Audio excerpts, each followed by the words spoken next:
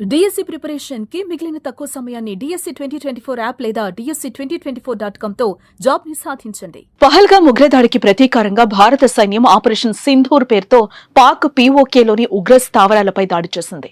25 నిమిషాల్లోనే ఈ ఆపరేషన్ ముగించి జైషే హిజ్బుల్ స్థావరాలను ధ్వంసం చేశారు.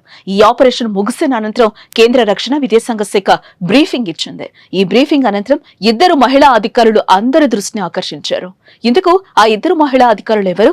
ఆపరేషన్ సింధూర్ లో వారి పాత్ర ఏంటో తెలుసుకుందాం.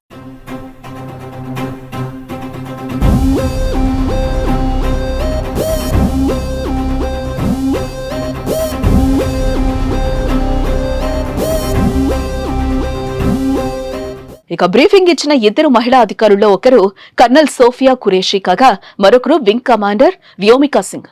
మొదటగా సోఫియా గురించి తెలుసుకుందాం. గుజరాత్ కు చెందిన సోఫియా బయోకెమిస్ట్రీలో పోస్ట్ గ్రాడ్యుయేషన్ పూర్తి చేశారు. సోఫియా తాతగారు కూడా ఇండియన్ ఆర్మీలోనే విధులు నిర్వహించగా ఆమె తండ్రి కూడా కొన్నేళ్ల పాటు సైన్యంలో పనిచేశారు.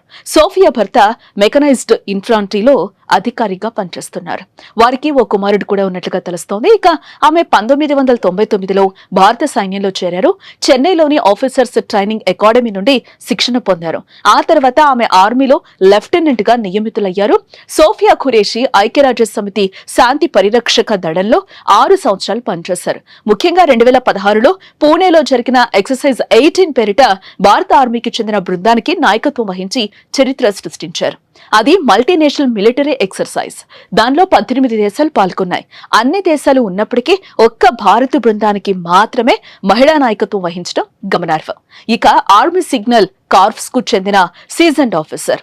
3 దశాబ్దాల ప్రయాణంలో ఆమె రాజీ లేని వైఖరి ప్రదర్శించారు. తొలి chief of defence staff general Bipin Rawat ఆమె పనితీరును ప్రశంసించారంటే అర్థం చేసుకోవచ్చు ఆమెలోని నైపుణ్యం.